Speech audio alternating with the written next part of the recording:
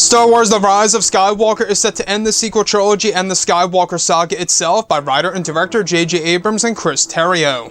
This is Mike Zero. Make sure to subscribe if you're new to the channel for future Star Wars content.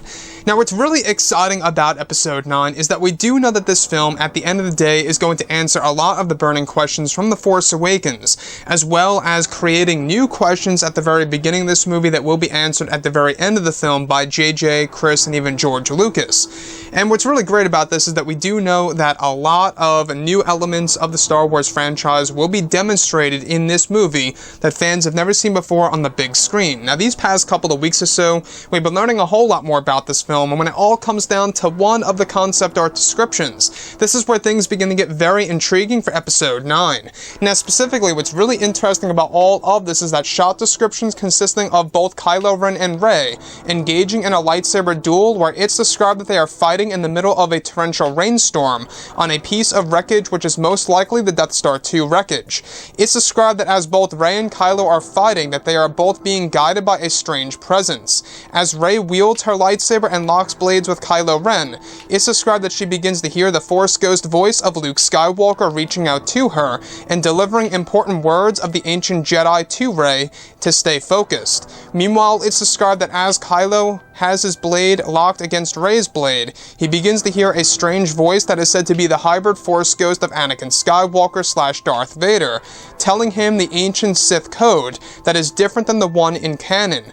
It's said to be JJ's way of having Vader going up against Luke in a fight in a spiritual way by providing guidance to both Rey and Kylo Ren in the middle of their fight.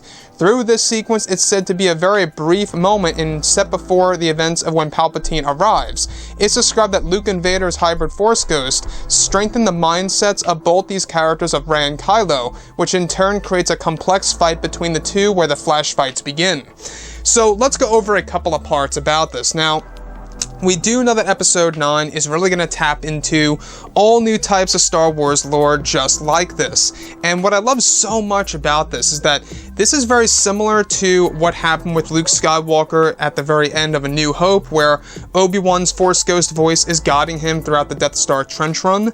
And now we're getting a similar experience where as both Rey and Kylo Ren are fighting each other in a lightsaber duel, we have the Force Ghost of Luke Skywalker guiding Rey by delivering dialogue, important dialogue of the ancient Jedi, as well as the Force Ghost, the hybrid ghost I must add, of Darth Vader / Anakin, reaching out to Kylo Ren and guiding him through the ways of the ancient Sith code. So this is very interesting because this is JJ's way of really having the forces of Luke and Vader once again going head-to-head in a very indirect way because they are guiding both Rey and Kylo Ren to fight against each other in the mortal world. Now, not only is this a very interesting idea by Abrams, George Lucas, and Chris Terrio, but this also opens up the possibilities of how lightsaber duels can really be done in the Star Wars franchise now moving forward in the forms of movies, books, comics, novels, TV series, you name it. So with that being said, this is said to all take place on top of a large piece of wreckage in the middle of a torrential rainstorm. Now, without a doubt, this takes place on board of the Death Star 2 wreckage that we saw very briefly at the very end of the teaser trailer back in April of this year.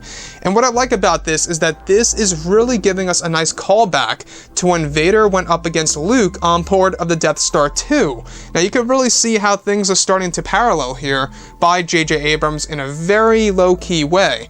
Now, the other thing that I do want to go over is that we do know that the ancient Jedi texts as well as the ancient Sith code are really going to play a big role for the development of Rey and Kylo Ren as characters and exactly where it's going to make them end up actually going up against Palpatine once he arrives. Now, this particular moment is said to take place just moments before Palpatine's arrival, in the form of the Dark Acolyte's body, of course, by use of his own Sith spirit, which, by the way, is being codenamed as a Sith Wraith. Now, the thing on top of all of this is that Episode 9 is also said to deliver a lot of aspects to the spiritual realm that we have never seen before on the big screen, and they are taking a lot of ideas from the current canon material that falls in line with the Star Wars comics that were very popular throughout the year of 2018 just last year.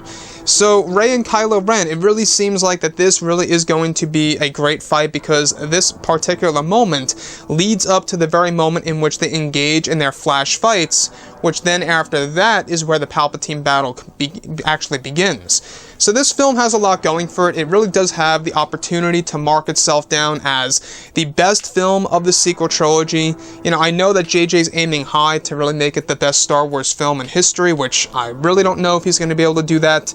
To me, nothing and absolutely no Star Wars film can top The Empire Strikes Back and or Return of the Jedi. That's just my take, though. So I would love to hear what you all have to say about this below in the comments, and if you guys did enjoy the content for today, do make sure to drop a thumbs up on this video to support the channel. I thank you all so very much for the kind support, and I'll catch you guys next time.